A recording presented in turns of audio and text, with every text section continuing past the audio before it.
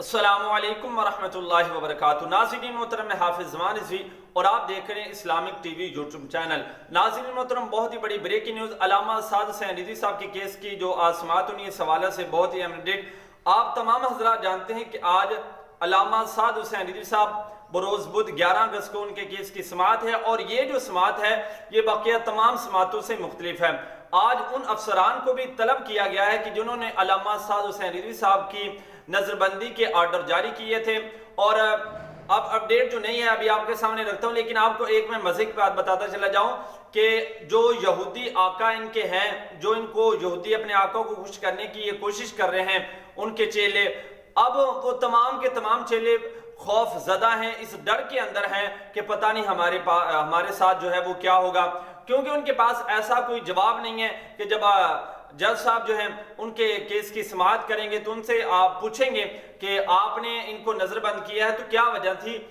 کوئی ہمیں دلائل دیں۔ تو اس ڈر کی وجہ سے وہ پریشان ہیں۔ انہوں نے کل کو میٹنگ بھی کی تھی، لیکن خیر وہ ایک بڑا لمبا پروسیجر ہے، وہ بھی انشاءاللہ آپ کو وقفاً ساری باتوں سے آگاہ کروں گا۔ میں اپنے موضوع کی طرف آتا ہوں کہ اب جو ہے جو کورٹ ہے اس کے باہر جو ہے ایک بھاری نفری جو ہے پولیس کی وہ تعین کر دی گئی ہے، اور اس کے علاوہ جو ہماری تحریک لبیک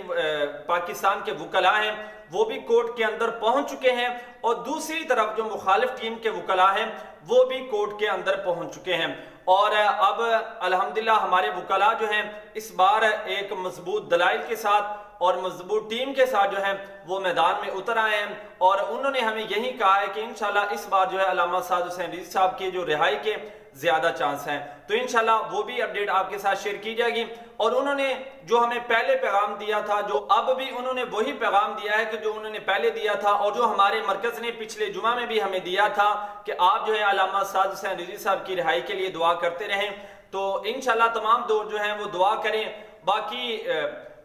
ذرائع نے ہمیں یہی بتایا ہے کہ جو شان گل صاحب ہیں وہ بکنے والے تو نہیں اور نہ ہی وہ جھکنے والے ہیں، وہ ایک نڈر اور شیر دل آفیسر ہیں، جج ہیں، تو انشاءاللہ امید یہی کی جا سکتی ہے کہ اللہ تعالی ہمارے قائد کو جو ہے وہ رہائی نصیب فرمائے۔ باقی آپ تمام حضرات جانتے ہیں کہ ہمارے جو فیصلے آج کل عدالتوں کے اندر جو فیصلے ہوتے ہیں، وہ عدالت جو ہے وہ صحیح اور غلط کو دیکھ کر نہیں کرتی، ان کے فیصلے کہیں اور سے ہوتے ہیں، لیکن انشاءاللہ اس بار جو ہے وہ ایک مضبوط ٹیم کے ساتھ ہمارے جو